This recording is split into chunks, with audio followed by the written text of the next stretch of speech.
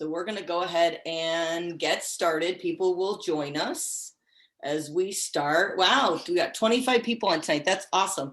We had a great meeting the last time. If you missed it, I was great. Sent it out. It was with Pat Caraciola. He did a great job. He gave us some really valuable information.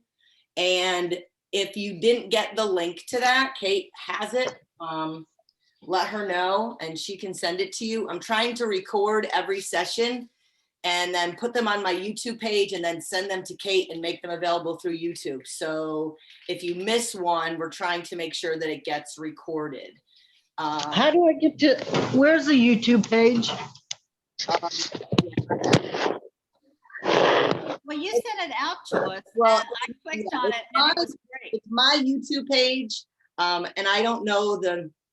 Because I just give her the link, and I'll have the name of my YouTube page. Somebody really needs to mute. We can't hear you. Somebody else needs to mute because they're killing it. Let's see. I watched it, Wendy, because I didn't come to the last one. It was great. He was wonderful. Yes. Got a lot of good questions. Good. Thank you for sending those out. That way we feel like we don't miss much. Right. And it's nice because you can listen to it at your own leisure. Right. Or re-listen. Yes. So this is a Q&A tonight, which means you get to ask questions and hopefully somebody will answer them. So if not me, somebody on here can answer it. But I did want to talk just for a few minutes about being a handler. So when you take on a puppy or a prison dog, wherever you start, it's really important that we all understand the mission. So if you're sitting here going, I'm not really sure what the mission is, you need to get a hold of a puppy manual and find out what the mission is. I mean, I can give you a quick synopsis, but it's really important that when you're raising this dog, that your mindset is that it's not just a dog, that it is a dog that you are raising for someone else. That this dog is going to hopefully go into service and serve another person. It's not just a dog that you get to hang out with for a few months or that gives you companionship, although those things are true. It's super important that you understand that one of these days that dog is going to grow up and serve somebody who really is going to depend on them. And the reason that I'm kind of saying that, I think I'm sure that most of you get that. You know what the mission is for New Horizons, but sometimes I get on the phone with people or talk to people and I'm not really sure they understand what we do and how we do it and how much goes into these trainings and these dogs and the care that we put into them. So I think it's important that, it would be really helpful if you've not been to the website lately, maybe that you go to the website. There are some, what do you call them? There are some testimonials on the website that the person talks about how much their dog means to them and what their dog has done for them. There's quite a few of those and they're under testimonials. Check those out if you never have. Those are really good to look at and read because your dog that you're raising now is going to have an impact. Now, if you're raising a breeder dog, that dog is going to have their own impact. It may not be exactly the same as a service dog in training, but that breeder dog has an impact as well. And so it's important that you don't end up with this crazy breeder dog that doesn't know how to behave. So it's super important, especially the first 2 years, that you're raising that breeder dog just as New Horizons has asked. And I know we talk about that sometimes at trainings. We try to connect you with other people who are raising breeder dogs because their job is really important as well. So it's important that you know, you may not know where your dog is headed right now. None of us do. They're either going to somebody with a disability, a child with autism, or a veteran. And that's what we know. So we're raising these dogs to be the best service dogs that they can be. So it's real important that you as a handler understand your position, like how important what you're doing is. Every day that you spend with that dog, every command that you reinforce with that dog, every time you're able to take that dog out, anytime you spend with them, you're moving that dog one step closer to serving their person. And for me, as even I just hit my 11-year mark that I've been with New Horizons, and the more dogs I train, it seems to be the more important that mission becomes to me, to make sure that I'm sending out a dog that can do their job and can do it well, whether that dog's going to go to prison next or another raiser next or wherever that dog is going to go. I want to make sure that I'm doing the best for that dog. And I'm sure all of us are in that same place. I just kind of wanted to, after talking to some people, I just wanted to kind of bring that to the forefront, that that's something that's always in my head when I take my dog out. I want to make sure that they are groomed well, that they are representing New Horizons well, that they're behaving in a manner that somebody would look at that dog and go, wow, that's a really well-behaved dog.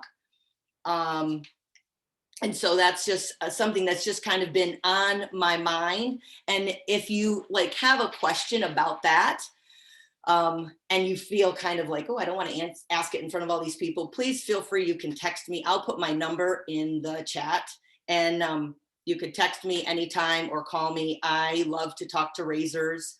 I love to share information and help people. That's kind of why I'm here. And I just think it's important that we all are on the same page. We're all going to do it a little bit differently. I'm not going to do it exactly like you, and you're not going to do it exactly like the next person. But if we all understand the mission, and we all can look at that dog and go, that's one, that's not my dog. And two, that dog is going to have an important job someday, and I am going to help them get there. So with that said, if you have questions, this is the time to ask. So I just wanted to reiterate also that I think it really came home to me. I've been doing this 5 years now, and it came home to me the first graduation that I went to.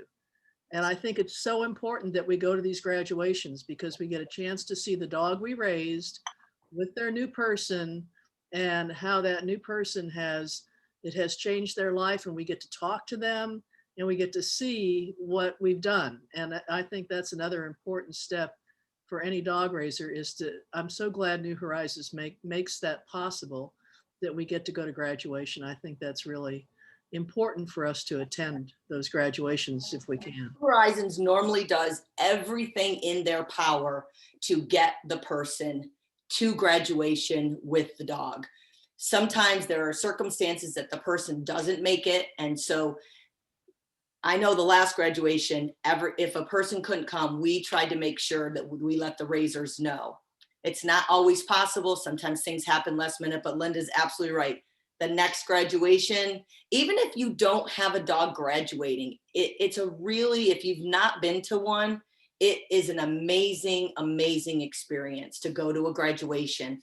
Even if you don't have a dog graduating, just to see the dogs get placed and what it means for that connection, for that raiser or raisers to meet the person who has received their dog. So yes, graduation. Yep. Hey, Wendy. Yes. Yeah, this is Robert. You were talking about the breeder caretakers having their dogs go through the same training as puppies. I think it's great that the dogs behave at home, but that's not the reason that they're sent through the training. And that's because when they start breeding, they spend quite a bit of time at New Horizons and getting bred, and they have to go places that normally they don't go. And I've had experiences with one or two dogs that are just totally out of control when they're not with their breeder caretakers. Right. And that's why the training is so important. Yes. Yep.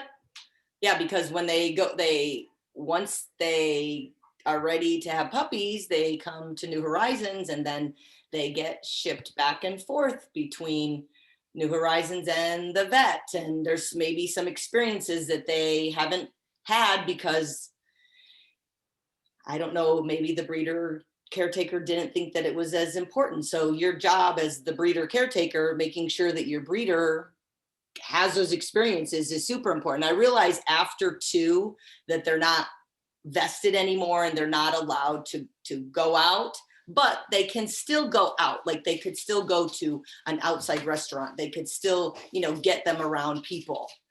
So yes, Robert, thank you for sharing that because you have a personal experience with those breeder dogs. I think that's very important. I really do. I have a breeder dog, Panera, and she was well socialized. And it makes it easier for them to go. They will adapt easier when they are taken up to New Horizons to have their babies. They will adapt easier because to new surroundings, because they've been everywhere else around. And yes, they miss you at first or whatever, but they're friendly. They want to, whoever comes by and, up there and deals with them, they immediately bond with them and they're happy. Panera's been just really, really happy up there. She's doing really well. So I've never worried about her. Good. Good. Okay. Questions, things that you have going on, maybe good things. Maybe you've had some successes recently. We like to hear those too. Wendy, it's Eileen. If we can, I had emailed you a while ago. COVID really knocked the tar out of socialization with my service dog Spruce. And all of a sudden we were out one day because we're both vaccinated and feeling free. And Spruce, although he is wonderful, all of a sudden decided to alert to smaller dogs very protectively when it truly wasn't necessary. So when we have this happen, just like the dogs who were in the prison system, what's the best way to go and reacclimate them, to put them in these situations? Should I look for people with smaller dogs so we can get used to it? Or what do you suggest? I did respond to you, right? You did, and but I don't know if anybody else is having trouble with for the long time when we weren't socializing. And now all of a sudden, here they are being exposed to things that they've handled so professionally for years. And it just kind of took me back. And we have been back to Earl Brown Park. For those of you who don't know, Spruce is wonderful and he's deaf. And I sat down next to him so he could kind of get used to this smaller dog again. And he didn't. And by the time Robert got to me, Spruce had dragged me 5 feet across the blacktop. Oh my gosh. I know, big surprise. Since then, we've gone back and there have been people there who were in the dog yard and working, and we've worked with Spruce. And then lo and behold, we had a little rat dog come on our property, and he and Mally were playing with the little dog. But dogs need practice. Yeah. All Yeah. the time. Yeah. So that's something we did address last week when Pat was on. Oh, sorry. No, that's fine, because I'm sure there's some people here that weren't there last time. So I think it's about exposure. I mean, I think that's what I said to you, Eileen, is just, you have to take that slow. If your dog hasn't been out for a while, then those exposures should be slow and steady, maybe sit somewhere that's pretty busy. Or that you're going to see other dogs, or a good place for you, Eileen, maybe would be like the dog beach. If you thought you could handle it, I mean, just go and sit somewhere where there's several different types of dogs. Right. So that was something that we said, just we were talking, I think we were addressing fear that some of our dogs are feeling some fear because they were in prison for so long. And it's just exposure that's slow and steady. You know, he gave us a wonderful scenario, and I had a problem with Wilson, my neighbor, who's not there at the moment, but he has a German Shepherd statue. It's not very tall. It's maybe 2.5 feet tall, but it's a cement statue. And I was walking over there just to check out his property since he's been gone. He broke his hip, so he's in the hospital. And Wilson went totally apeshit over this dog, this cement dog. He wouldn't stop barking. He was growling and growling and growling. It sounded like he was going to try to attack this dog. So then that night we had the man on, I forget his name. He was really good. And he suggested that we stop and have treats, little treats. And when the dog doesn't bark, you say, good. Then you take him 2 more feet. And if the dog doesn't bark, you say, good. And when the dog starts to bark, you back up and then get away from it and treat them when they stop barking. Yeah. So I did that the next day, and now it's no problem. We can walk right by that crazy little statue of a German Shepherd. So what he taught us was really helpful. Desensitization. Yes. Yeah. Yep. Absolutely.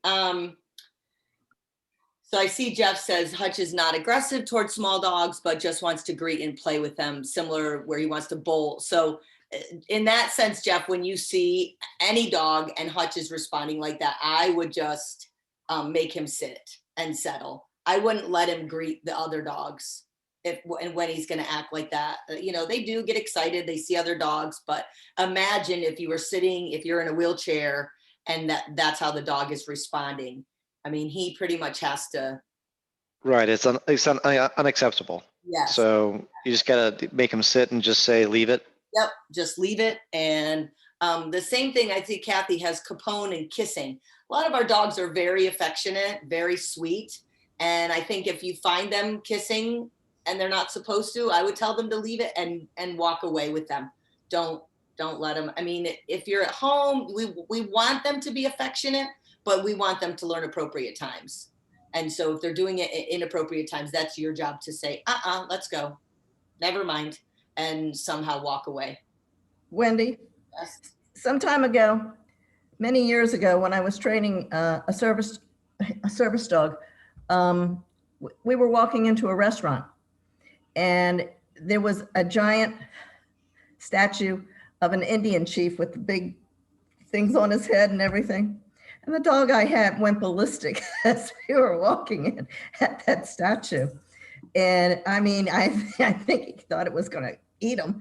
So we did the same thing what you were just talking about. I had treats with me. This was a dog in training. And we did that. I pulled him back and went forward a little bit. And he didn't bark and I gave him a treat. And then we started doing that again. But some of these things are going to catch you off guard, things that you don't expect. You don't see anything wrong with, but it can happen in a heartbeat. Yeah. And sometimes in the most inopportune places too. Yeah.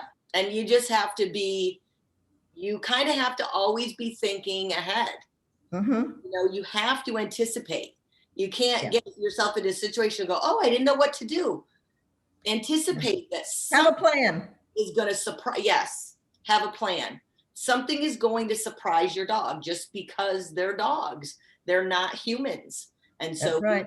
you have to anticipate that, they might be afraid of that balloon, or they might be afraid of that statue, or that person with the hat on might surprise them, or person with sunglasses on, or that's why that exposure is so important and vital. You're right about the hats. I also had one of my dogs.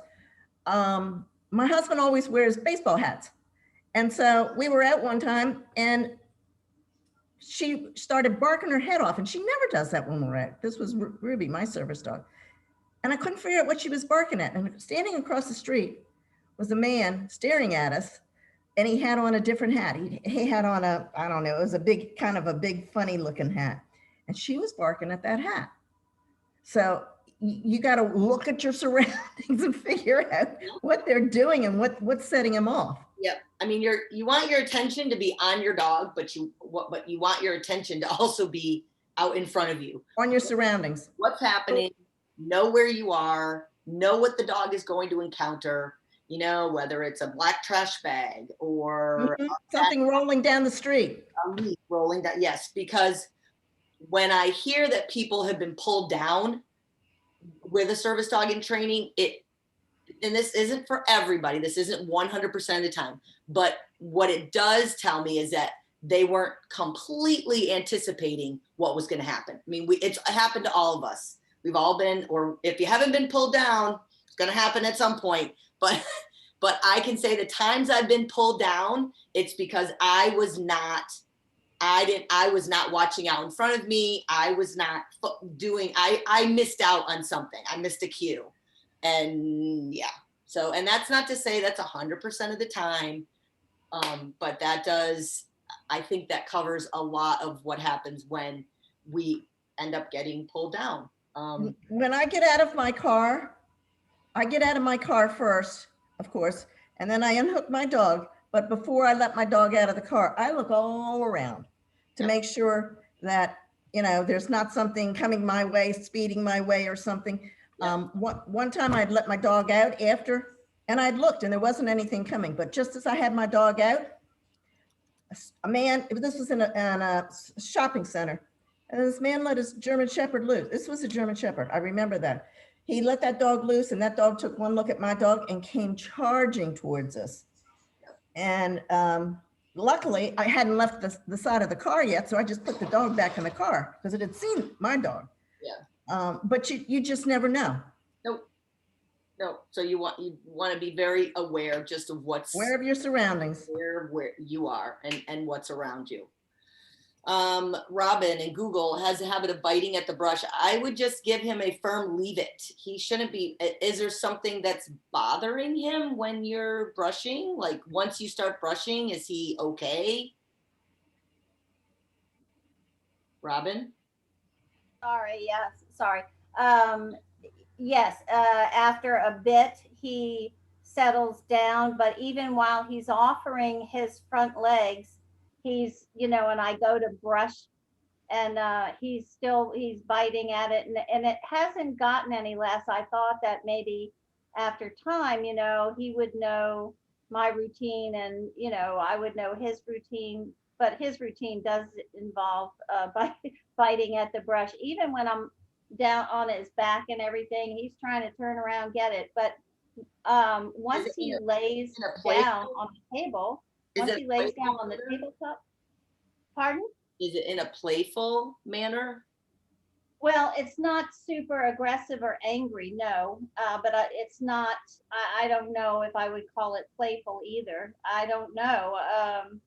He's the first one I've ever had do this. And so I didn't know if I should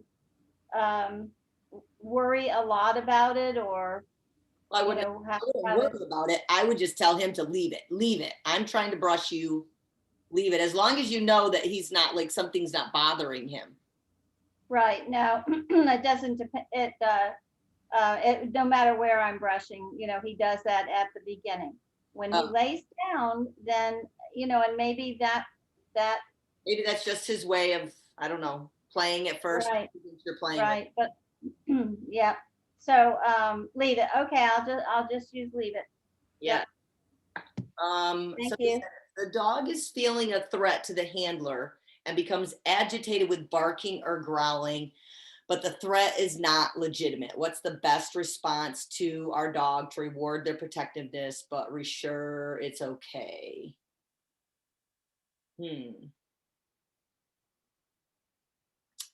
So, I mean, our dogs aren't really there for protectiveness, although I know some of them have that.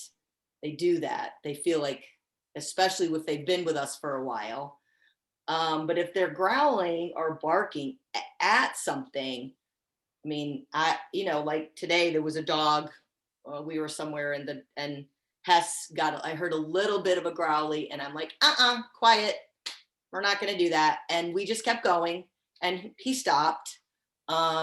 I just don't think it's something barking or growling. I don't think we can allow them to do that. And we don't want to tell them it's okay. We just want to distract them with, nope, we're not going to do that. Let's go. So we don't want to say, oh, it's okay. We don't want to do that because then that reinforces that bark or growl. But we do want to let them know that it's not, that they shouldn't be doing that, whatever it's, because they're not guard dogs. And we don't want them barking or growling at things. Wendy, I had someone holding they were holding something large in front of them and I was reading from it. And that's when Capone was concerned. And that's when he kind of, became a little bit protective. Mm-hmm. So I didn't it's feel. a sign. It's just a sign. Yeah. And then just make like in your voice, it has to be no big deal. Like, oh, look, I'm just reading a sign, silly. And then maybe walk away from it. So he knows that you're okay without you saying, oh, it's okay. Because he should not be, but I would definitely tell him quiet. We don't do that. Yeah. And I then did, and I said, it's okay. And the people around me said, it's okay for you, but it's not okay for him. They made that comment, but, yeah, but it's not. I know, I know. And I just, and he stopped, he was fine. Good. But I just didn't know because I felt like I need to reinforce his protectiveness, but I guess I don't. No, we don't want them barking or growling at things, especially. I mean, think about if we just let all of our dogs do that. We'd have all of these service dogs who are growling and barking at things they shouldn't be. So we don't want to reinforce that. Like, nope. And life is good. And that's just a sign. Do they all know why that we don't want to have them barking and growling at people? The real reason is because when they're out there in public and perhaps you're a person with a disability and you have your dog with you and all of a sudden you have an emergency and you fall down and you're in a car accident and the fire department comes and they got all this funny equipment on them. You want to be able to know that your dog is not going to try to attack them because what are they going to do? They're not going to put up with that. That's a great point. That's a great point. Absolutely. Believe me, I've gone through this with that makes a lot of sense. We do a lot of training on that. And so sometimes we do a silly hat day where everybody comes wearing a stupid looking hat or something that's different that you don't think your dog has seen. And we get right in their face with them so that after a while it's like, okay, fine, we're over this now, Right. But these are things, or have on like the heavy equipment. We've had the fire department come in to the place that I was working at before and just walk all around the building and all the dogs were there and they all got to look at them and smell them. And cause they got the smoke smell on them and everything. So, all these things. And we've had the police department there too. Yeah, that's a good training idea. Yeah, I think so too. Yes. An outing. That's a really good point because we have the fire, I'm a principal of a school, and we have the fire department come in and show the children, especially the 3, 4-year-olds in kindergarten, what they look like. They come into your house in full gear.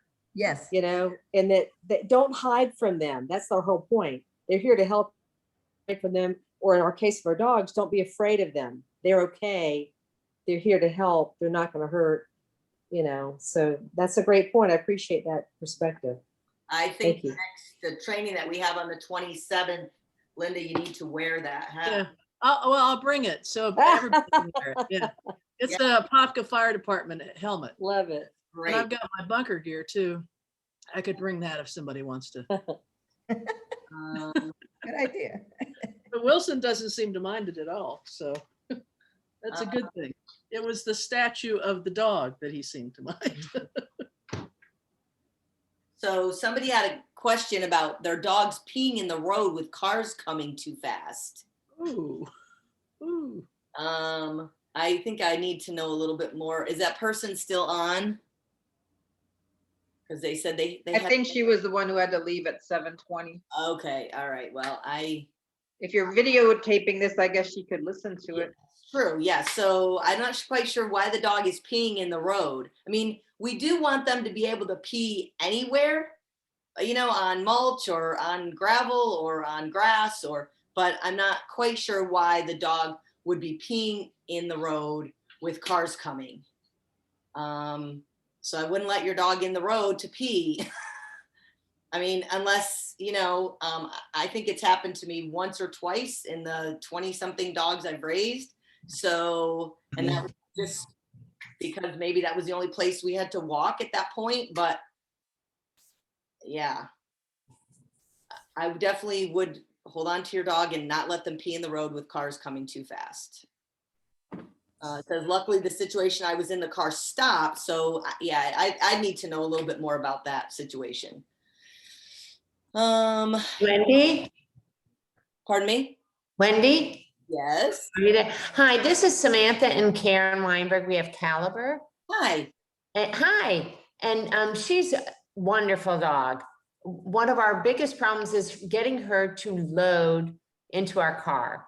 She'll do it when it's a game, and she'll do it when Sam and I are doing it together. And we've tried all this. She's, I think, a prison puppy that wasn't exposed to things. Right. But she, when she does get in, it takes a little bit of a chore. Sometimes I have to get in the car and call her in. Sometimes Sam's on the other side and she'll jump right in. But it takes a lot of gymnastics at times. But when she gets in the car, she does drool like she's absolutely miserable. Right. I saw your post and I saw you got lots of suggestions. Yeah. So we're still there. You know what? It may take her a while. I know that it doesn't happen often, but I know we do have some dogs who have a hard time with the car and it takes them a long time. So this is not something that Caliber is going to get over in a week or 2 weeks or a month, or it's going to be a while. And part of that, because I think she was raised in prison. Yes, I think she was too. So that she'll go in and after about 5 minutes, I mean, copious amounts of drool comes out. Yes. And we live out in the country, so it's 15 minutes to even get to the park. So the vet had said, oh, just take her on short drives, 5-10 minutes. And it's difficult to get her back in. So I was like, okay, we're going to try. So we've been practicing at home and she does well. And we have Navajo, Sam's service dog, who jumps right in and I thought she might follow, but she doesn't follow. So you're right. She won't yet. Notice I said yet. She will eventually. And I know you've had her, what, has it been 2 months? Yeah, 2 or 3 months. And then she had to be spayed, so she wasn't able to jump anyway for a couple of weeks. And she's actually doing quite well. But I didn't want her to get so upset that we were going to do something negative for her by making her jump in, or taking her for rides when she looks so miserable. So, well, you took the suggestion of feeding her in the car, right? Yes. Okay. And how did that go? Well, she'll jump in and do it. I think it's a movement. I think it's the actual movement of the car that makes her feel nauseous, like drool. Mm-hmm. Because she'll jump in and she'll sit in, and we hung out in the back of the car with Navajo and I just didn't want to do anything that's going to make her worse. I think we'll continue to practice and do little bits every day and whatever, and that we're fine. I just didn't want to do something because she does look so sad when she's in the car. Does she have a little stuffed animal or something that makes her feel better? I don't know. I think she has Navajo is her best buddy.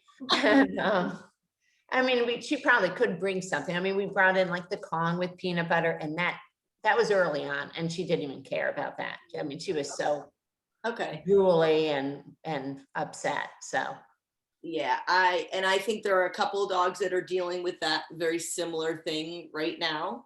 So I would say, as we've said, I would say time.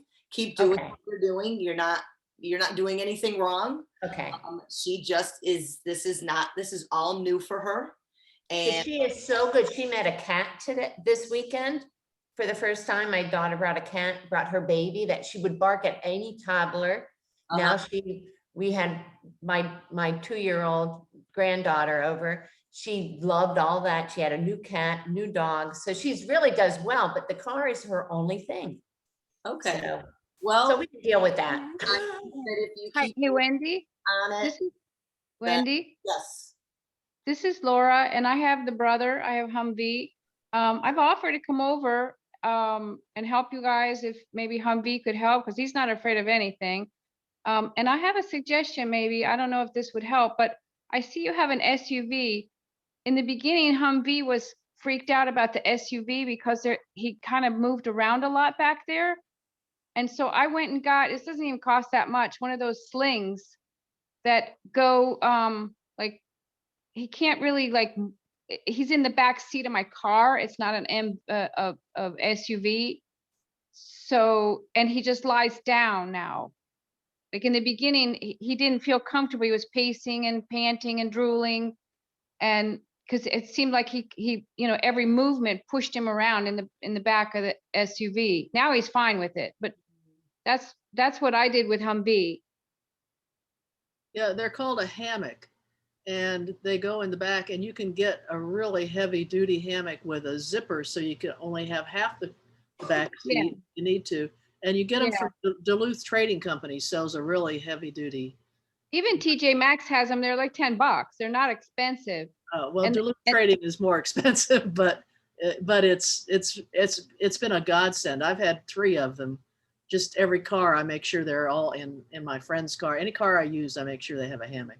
Where are And- you and- putting Caliber? Are you putting him in the back or are you putting him in the seat? No, we have, it's a Volvo. It's not an SUV. It's kind of a small, whatever. And with Sam's wheelchair, it's jumping in the behind the driver, the passenger seat. So Okay, so it's just he's about- in the middle then. So yeah, and we have like the 2 clubs chairs, which we got this car because I was like, oh, that'll be great. Navajo can sit right in between the 2 club chairs in the back. Okay, And then Sam's chair goes in the back and we don't use the 3rd row seat. So, but she, today was the first time she actually laid in the back because we were going for a short ride. I didn't bring Sam's chair. We just, drove around down around the neighborhood or whatever for 15 minutes or whatever it was. But, I just didn't know. I didn't want to do something that made her get an ulcer or like all those things. I've had dogs that get that. So I didn't want to stress her out. She does recover immediately when she's out. Like as soon as she jumps out, you wouldn't know it. She shakes off her spit and it's no problem. And, but I didn't know if there was something to, I think don't- just time and exposure. okay. That's what's gonna do it. All right, that's what I figured. And that's why I didn't bring that up again, but then we're like, okay, we might as well ask questions. So we Yeah, figured we'd absolutely. ask. Should we have them with the windows down in the car? Yeah, we've done that. And she hasn't really noticed. I rolled them down and she didn't even seem like she noticed it. But we've done that probably half of the time. But yeah, she is really into herself when she's in the car. Today was the first time she actually looked, Sam couldn't believe it, that she looked relaxed. But she still had a little drool. So, but I think we're making progress. Yeah, So you're making we'll keep you progress. posted. Those little baby steps. Oh, absolutely. Absolutely. Yes. Good. Good. Thank you. You're welcome. Erica Bosco wrote, nail filing sometimes becomes a 2-adult job. Sometimes he's fine, but other times it's a battle. Question is, do we use more force to get it done while reassuring, or less force is not to make him afraid? I would not force him to do his nails. I mean, if you can do them and make him feel, pretty like it's okay, great. If he's like, oh my God, leave me alone, I wouldn't freak him out. Especially, I don't know if you're using a Dremel or not. Some of our dogs, even though they're used as puppies, they don't often use them a lot of times after. So, and my dogs walk so much that I don't have a nail issue. I have to trim their hair, but I don't have a nail issue. So I definitely wouldn't force him because you don't want to make him fearful of what you're doing. Wendy, Yes. so Blinker hates to get her nails done as well. So I put peanut butter on a spoon and my son sits there and holds it, and so she could lick it, so it distracts her, so I can get her nails done. Yep. There's also the thing you can take, the thing around the forehead and put peanut butter right here and let your dog lick it. I've seen videos, yes. Yes, I haven't tried that yet, but because I don't know, I trim their hair, and trimming their hair they handle well. But their nail filing, I don't have to file their nails because we walk so often. But yeah, so peanut butter on a spoon. There you go. Peanut butter on a spoon or in your hand, or have somebody else hold it, or something that's maybe going to distract them. Yeah, we just don't want to make them fearful of whatever you're doing to their paws. Yeah. Okay. Other things that have been successes that you would like to share. Have we had any successes recently, Hessie? If any of you live near the New Smyrna Beach area, or you live in an area, so we don't encourage you to go to a dog park, but if you have a dog beach near you, that's a good experience, because most dog beaches, the dogs are on a leash, the dogs are under control, and it can be a good experience for your dog to be exposed to other dogs in that atmosphere. You go to the beach, it's outside, they're not running around crazy with each other because everybody's leashed. If you have access to that, it's a good experience for your dogs just to go and kind of hang out and see other dogs, and it's a more controlled environment than a dog park. So I don't know how many of you have access to that, but there is in New Smyrna Beach a wonderful dog beach. All the dogs are on a leash, and there's lots of space, and you can go in the water or not. But yeah, so we don't encourage dog parks.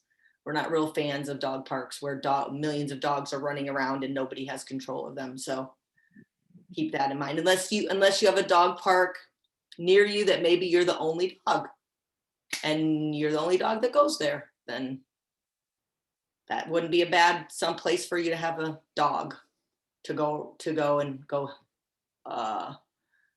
have fun. Oh, good. Bowie has gone from 100 pounds to 90. Yes. Hey, Wendy, how about an outing to that New Smyrna dog park or dog beach? Yeah. Yep. Sometime. Yep. When it's nice and warm. Yeah, so that reminds me of weight. Please be mindful of your dog's weight. If you make a weekly trip to Publix or a grocery store and there's a weight thing, please weigh your dog, be mindful. Libby, who is our advanced trainer, made mention of that a lot of the dogs she's getting are overweight. And so that's, we don't want our dogs overweight. It makes her job harder. It makes their job harder.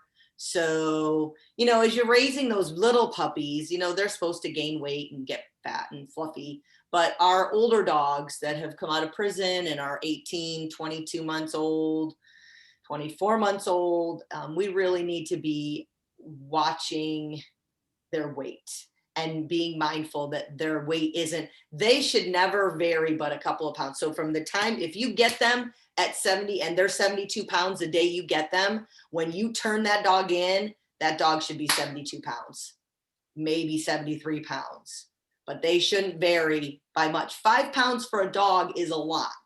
So, we as humans, we gain weight. That's our problem. That's our problem.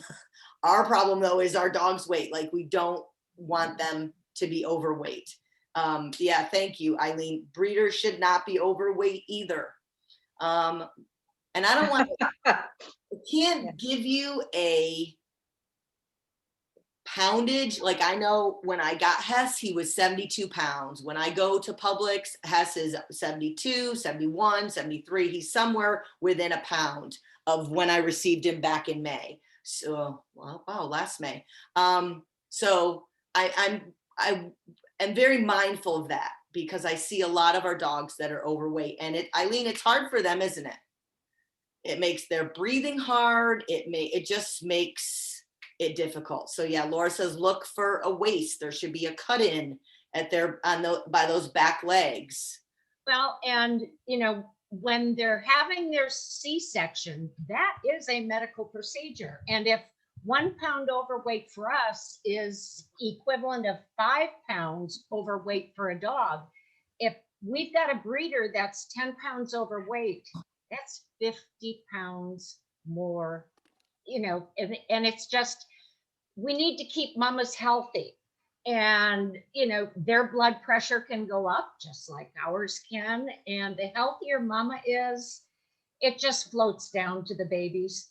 Yep. And they're easier for us to control. If we want the dog to turn over on their side so that the pups can suckle. And of course, because one side gets used, then you're trying to turn them over, which is why we need them to understand what we're asking them to do, and we're using New Horizons commands. And if they don't have all of this extra flesh, recovery will be easier. So, yep. One thing I'd like to add is always use a measuring cup. Don't just estimate. You can't do it. Right. You gotta always use a measuring cup. 1 cup. I don't what if they get 2 cups, 1 cup. Just use the measuring cup and level. Make sure it's done the right way. Yeah. Or because then that's how they get overweight if you don't use a measuring cup. Right. And if you feel like they're still hungry, again, I think I know I put water in my dog's food, and also if I know Quinn sometimes acts like she's starving, and so sometimes I add in green beans. I'll also give them an egg. I hard-boiled eggs, and you don't have to hard boil them, but I just happen to because I have hard-boiled eggs for myself. So I will take an egg, and each of them get a half of an egg in their dinner. It's good for their coat, helps them, I don't know. is eating the egg shell giving them calcium back into their system? I heard that. We've heard that. Yeah, I don't know. I know that the director has given eggshells to her dogs. So I don't. I don't. I I can't don't see myself eating them, so I can't give them to my dog. So I know you can crush them, and I've even recommended that to people. You know, I would crush them up real good, but yeah. Hey, Janet laughed at me so hard because I asked her the first time Mally had puppies, do they get prenatal vitamins? No. To me, it just seemed like, well, we do. Where that would be, where eggs would come in and some of that stuff. Yeah. Now, some people like to eat dog treats too.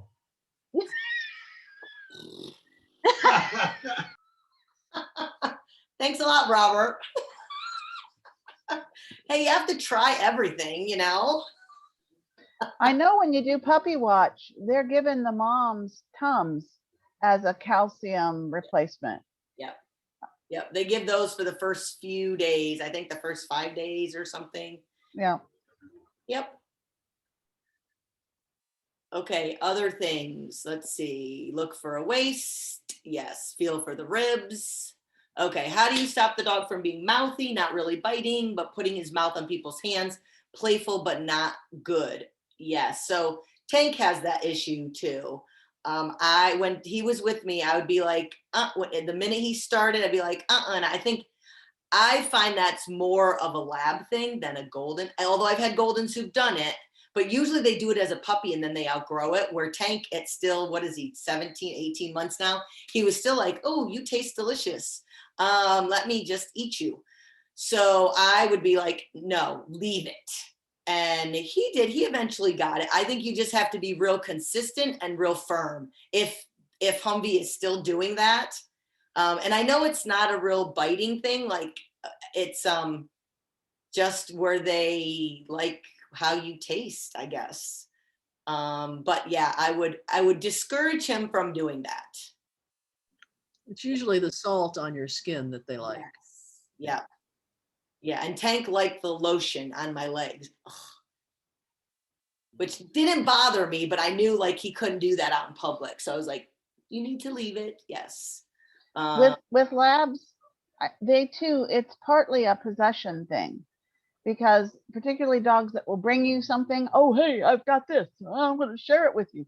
If you're their person, oh, hi, you're my person. And again, it's not a mean thing, but it's not a behavior that we can encourage. Right. Mine was no bite. Oh, and the arm would be now, and I would tuck his head under my arm and give him a good rub, because what he was looking for was close and affection, and his doggy affection was not appropriate. So I would just tuck his big old head under my arm and rub on him, and then he was fine. He would go off and he wouldn't do it again. It was just a greeting thing. Yeah, and Laura suggested too, offering something else, a chew toy, a tug, something else that's okay for them to chew. Good idea. Anyone having trouble with itching? Yes. Yes, not necessarily so much at my house, but Hess went to visit while I took another dog, and they have oak trees, and he was like, itch, itch, itch, itch. Now that he's home, and I gave him another bath, it's better because I don't have a bunch of oak trees hanging over my house, but apparently that's a thing for dogs. So somebody said Benadryl might help. I haven't tried that. I've just tried and somebody, so I went to the my local pet store and Louise's, and she said a half apple cider vinegar and half, like 50 and 50 apple cider vinegar and water, and just spray it on their coat. And then also every time they come inside to wipe them down with like a damp towel. So I've been doing that, and that seems like wiping their feet off and all that. If you have trees or things around that are allergy problems for dogs. So I've been doing that more with Hess, and I think it's working. Anybody else have any itching like suggestions that you've used that have worked? Someone said that if they take a teaspoon of natural local honey, that should help. I'm going to try it. I haven't. Panera has horrible allergies, and she's really struggled since she's been up there with her puppies because of all of the allergies that are going on there. Yes. And she was on Apoquel before. She only gets it seasonally, which is fortunate. And unfortunately, her babies were born in high season. And I had taken her off the Apoquel before she came into heat, so that, because I knew she was coming into heat, so that they would not affect the puppies when they were born. So she had not been on her allergy medication for several months, and by the time she got up to New Horizons, it's been a nightmare for them. Interesting. But they gave her I hear that as well about honey. So Laura mentioned Gold Bond. So explain, Laura. Like, I use Gold Bond, but how does that help with itching? We had a pink belly when we were in Oklahoma. Easton's belly just pinked up. And here we are, Florida people, dog in Oklahoma, and it was spring and things were beginning to bloom and pollinate. And so I thought, okay, I'm just going to do a light dusting of Gold Bond on her belly. And 24 hours later, she was back to normal color skin. Yes. Just soothing that itch, and so they don't continue to carry on with it, and then you don't get the secondary bacterial infection that very often goes along with an allergic response, where they're chewing and licking and chewing and licking, and then they end up with a bacterial infection that requires medication. Yes.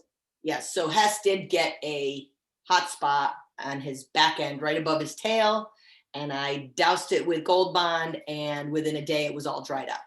So yes, I do use Gold Bond a lot for that, but he'll like just kind of itch on a side, and then he'll itch on the other side, like, and it's not like major. So that's why I went to Louise's and said, like, what can I just do for like just general itchiness? And so so it does seem to be helping, toweling him down, and wiping his feet off. but definitely Gold Bond. I use Gold Bond for everything on the dog. Okay, somebody said when he has a toy, he tends to destroy it or chews on it, but it's a clock toy.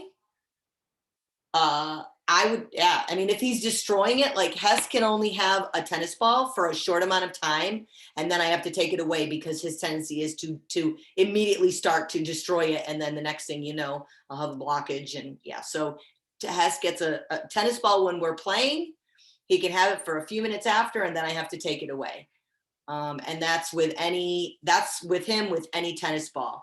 A lot of our dogs are chewers. So find something that they can chew on that they can't like necessarily destroy. I only let my dogs have like the little soft chewies, like the squeaky toy, if I can monitor them. Otherwise, I don't give them those kind of toys. Because if I can't see them, because they'll destroy it in a heartbeat, and then you don't know what they've eaten and what they haven't eaten.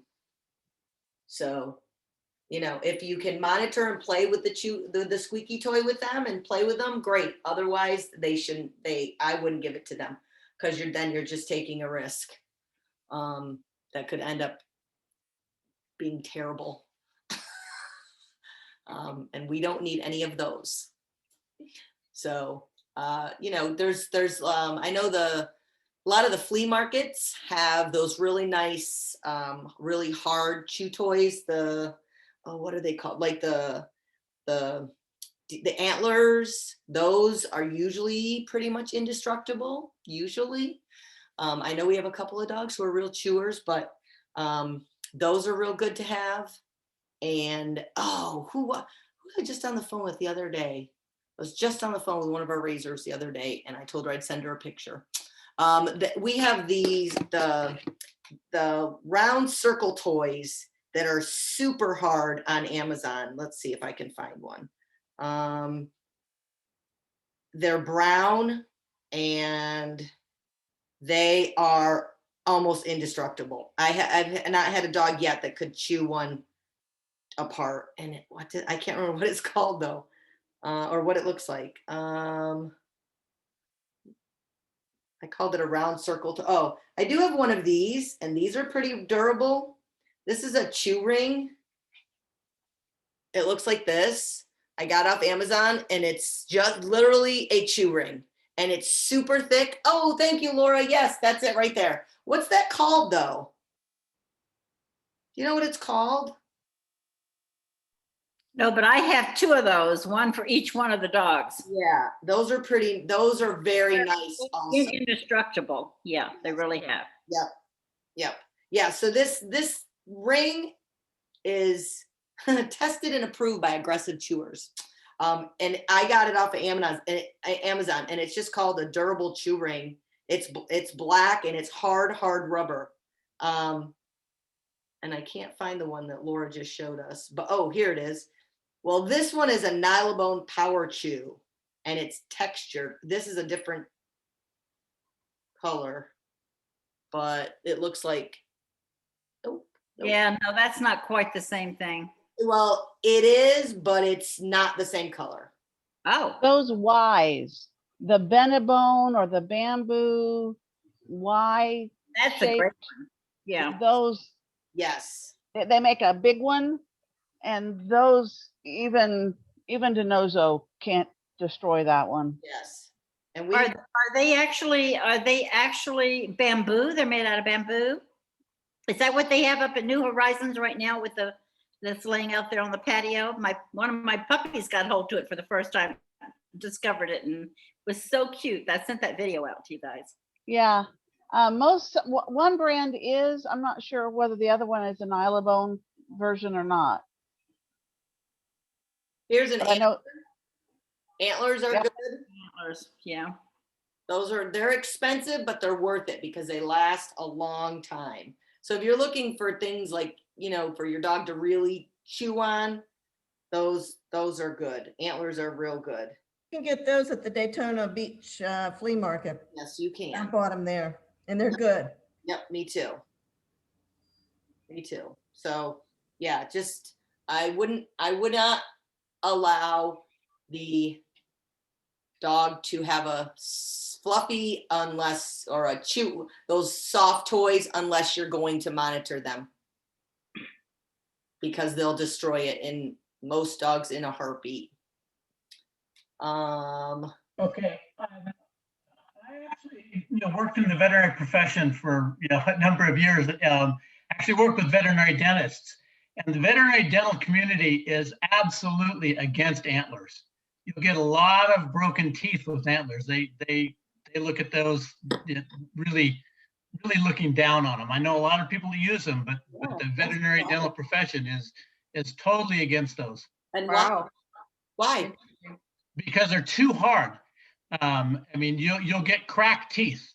I mean, the amount of force the dog can actually chew with is actually far greater than you might think. And when they chew, they'll actually get slab fractures on their canines and on their premolars.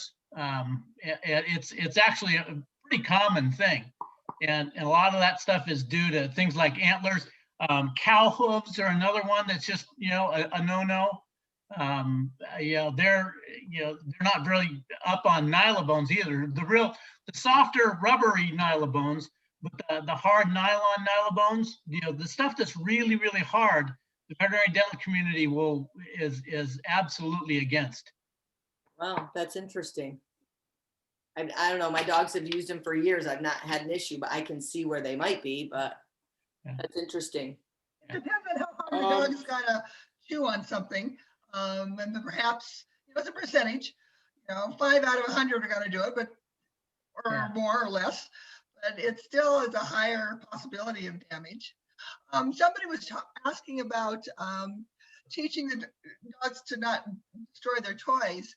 And that has been a problem we've had with Trigby. And I have found that if I watch him play with one of his stuffed toys, he'll usually grab a hold of one of the smaller parts and he'll get it sunk into his back teeth and really grind away at it. So what I do is when I see him get anything into his back teeth, is I just make an interrupt noise, like that, or something, and then he stops and he'll rearrange and start playing with it and chewing on it with his front teeth, running around with it, shaking it, doing other play things. But it does require somebody to sit there and watch them play so that each time that he gets the toy in his back teeth, you interrupt that. And then when you can't watch him anymore, you put the toy away. And it really has made a difference. He plays with toys much differently now. Still does try to get him in the back teeth here and there because it's a natural thing to want to do. But it saved a lot of toys, a lot of less mending on toys because he's not ripping them apart. Right. And I wanted to mention too, we had an incident with Trigby and a little paper mache pig that I had gotten in Mexico, and it had been brightly painted and it had some eyes on it and stuff. He was really afraid of that pig when it faced him. When I turned it around and if you saw the tail, it was like half the fear was gone. He would approach it, put some treats down, put some treats above the tail, and he would come up and eat it. Turned it around, he saw the eyes, he was still backing up and quite afraid of it. So I think in a number of instances that have been mentioned during this meeting, eyes or face has been included in their fear. And one of the things is in our dogs being afraid and acting inappropriately to an oncoming dog is half the situation because that oncoming dog is sending out signals too. If we can kind of read those signals and decide that this dog is sending out aggressive notes, I think we can do the thing Pat was talking about and get to watch me. Keep your dog's eyes on you. If he can't see the other dog staring at him, and sometimes it is just a stare that they're reacting to, then they're less afraid. And that can go on for inanimate objects. Approach it from the backside, not the face side. Let him explore that side first until you get up slowly, see how he reacts to, maybe the face and the eyes. Hmm. Yeah. Yeah.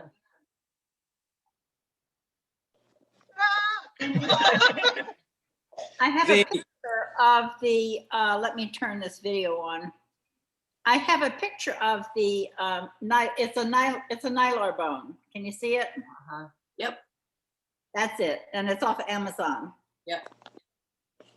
but it's Nylar bone.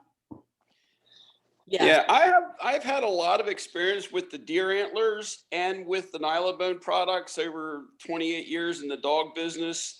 And I've never, ever had any dog crunch down on those things hard enough to break a tooth or do any damage to themselves.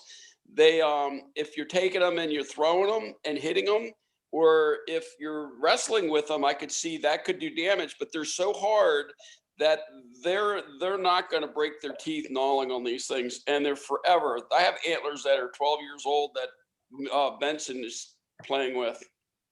Yeah, I have. Yeah, so do I. So yeah, I mean, it'd be.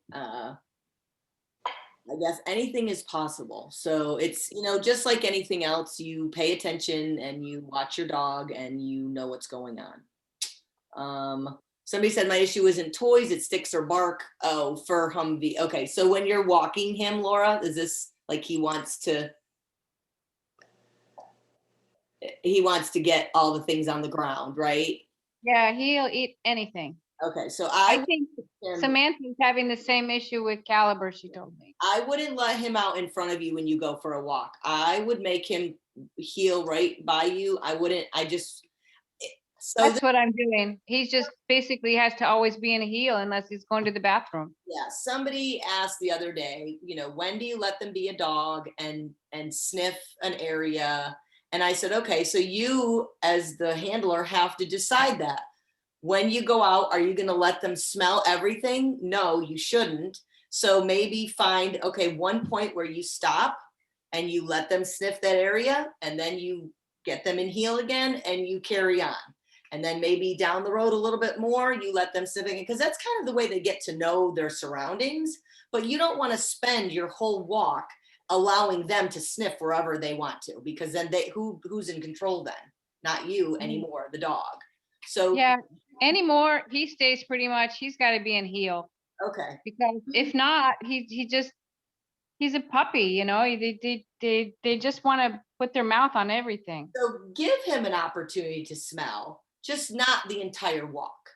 Right, exactly. Give him some time, because that's important that he gets to know, you know, his surroundings and the smells in his area, but you shouldn't spend the whole walk allowing him to smell whatever he wants to. Right. I found when I had Tank for that couple weeks, that's what I had to do. I would give him a short time to smell, and I'd be, okay, that's enough, let's go. And we would carry on down the road, and then I'd give him a few, because he, you know, he's a lab. He likes to smell everything. Labs are much more headstrong than Goldens, aren't they? Or I mean, I don't know. That's what it seems to me. As well. Yeah. Although I do have a pretty headstrong Golden, but I found that too. Yes. I don't know. I don't know if that's just the difference in the two dogs. I don't know. What do you think, Eileen? What do you think, Anne? Are labs more headstrong? Absolutely. Yeah. Absolutely. I've But trained. they love you strongly too. That's true. Yeah. And the other thing I wanted to say is, when you were talking about the dog food and the differences between the Goldens and the labs inhale their food. Yes, they do. And they won't think nothing of going in and trying to get more if you let them. Yes. They don't know when to stop. So you have to be the judge. And that's why I say always use a measuring cup. Yes. Yeah. The 2 weeks that Tank was with me, he remembered where the food bin was and stuck his nose right in it. They don't forget. There. No, he didn't forget. That's for sure. He knew exactly where it was. Well, Tank knew I was grandma. Oh, I'm sure he did. Yeah, I bled down both arms where he went like this. Come on, grandma. Yes. Yes. Oh, that's funny. Let's see. No. Okay. Anybody else? We're almost at 8:15. Any other questions? I have a question, Wendy. Okay. So I take Gregor to my grandmother's nursing home twice a week when I go visit her, and she's in memory care. So, you know, people in memory care, they're very friendly, especially when they see him. It's like, he's real good at letting, like, stand there, because I tell them, you know, he's working right now, but, you know, memory care, they don't quite listen. Right. Is that okay? Yes. Yeah, if you're taking him into a nursing home, what a great experience for him. Absolutely. Yes. And let him. Because everybody wants to put him up there. That's why I was like, Yeah. I mean, he loves it. Don't get me wrong, but Let them love on him, and you know, because then he's learning how to be gentle near these older people. okay. Yeah, absolutely. That's wonderful. Speaking of really good Okay, thanks. opportunities for the dogs, Buddy Break is the same weekend as our training. Yes. If you've done every training lately and you want to come late to training, Buddy Break is a training in and of itself. The sounds, the smells, the noises, the music, the disabled children they move unexpectedly. It's really good for the dogs to be exposed, and they will lay there and get loved on. Easton was not a fan of children, so she was kind of sitting back watching, but she was much more comfortable at the end of it, having seen all that. Was super, super good for them. It's good for the kids. It's good for the dogs. So if you have the opportunity, whether it's this time or another time, keep your eye out for those Buddy Break options. I'll post the Buddy Break that we do near us. And then if you don't live in the Central Florida area, Orlando, if you look up a Buddy Break, I think it's called, I think you can look up Buddy Break, but it's held in a church, and they usually will. It's respite care for parents of disabled kids. So ours happens to be at 10, and we stay for 25 minutes, and that's it. And then we're out. So the one that is going to be on Saturday, the 27th in Orlando, is not very far from where we're actually having training. So I'll post that on the Friends page for those of you that are in the area and may want to go to that. They would love to have more dogs. So we usually have 3 to 4. Sometimes we've had up to 8. So, but it is, if you don't live in this area, and I know that it's all over Florida, and it's called Buddy Break, and normally they'll let dogs come.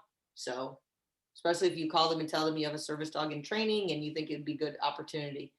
Our next in-person training is next Saturday, the 27th, in Winter Park, near the train station where we met back in whenever it was. And our April training at the end of April will be down south in West Palm, at the training facility. So I'm excited. For those of you that live up here in the Orlando area and want to go to that training, and you think you might want to go the night before, I'm putting together hotel information that I'm getting to Kate. If you want to go down the night before, it's only about a little less than 3 hours to get there, but I've decided I'm going to go down the night before, but we're actually going to do it at the training facility. So I'm excited. Awesome. I'm very interested. I'm coming from St. Pete, so yeah, definitely would want to spend the night. Yes. Okay. So we'll send out some Kate will send out some hotel information since I put it together, trying to get us a discount as a nonprofit. See if they'll give us a good room rate. Yeah. I have a question. Are we supposed to be bringing our dogs down there too? Mm-hmm. Yeah, it's a training for the dogs. Yeah. It's a training for the dogs. The dogs down there? For our dogs that we're training with? Yep. I asked the director, I said, we get to train on property. And she said, yes. I mean, those dogs are, in the building. So yes, in answer to your question, yes, ma'am. I was told a big yes to that. Hotel information would be great. I'm coming from Jacksonville. Okay. All right. We'll get Kate I'll get it together and give it to Kate, and yes, that's something I'm working on this week. Yes. Nicole, how is Kermit? Kermit's doing much better. Much better. Much better. Yeah, he's finally turned the corner the last month or so, and he's really connected to me, and our walks are fantastic. I'm trying to get him out and about more, and he's just really doing well. I'm really happy with him, but it's taken many, many months, so, and a lot of patience. Yes, and But you have done a great job. So thank you. He needed just somebody who could be patient with him. You know, sometimes we don't know how long it's going to take them to get to the point. And you've just said he turned a corner. So those of you that have not turned that corner yet, it's coming. It's coming. So just be patient, be consistent, be the handler. You be the handler. Let them know that you're in charge, that they're not in charge. So, all right, everybody, are we good? Yes, I put my phone number down there. If you have any questions, obviously important things, emergency things, health things, go to Kate or to the office, call them first. Usually Kate will farm you out to me or to somebody, but if you just have a quick question, I don't mind texting or calling me, whichever. So Where's the number? I don't see it. it's in the chat. If you just click on the word chat. Yeah, I don't see it. either. Yeah, I've been tracking the chat, but I don't see All it. right, wait a minute. because hang You have to hit enter. No, yeah, no, I did. Because somebody direct messaged me and then it just stayed on that person. That's why. Oh, okay. That's why. Okay. Here it comes. There it is. Gregor, leave it. Got it? Not yet. Come here, buddy. I just sent it. It says me to everyone. Oh, I mean, yeah, it's there. Thank you. Thank you so much for leading this, Wendy. All right. My pleasure. I hope that you got something out of it. That's always the goal. So keep doing a great job. Thank you for everything that you're doing as a handler for your dog. Keep up the good work and we'll see you soon. Bye. Thank you. Bye.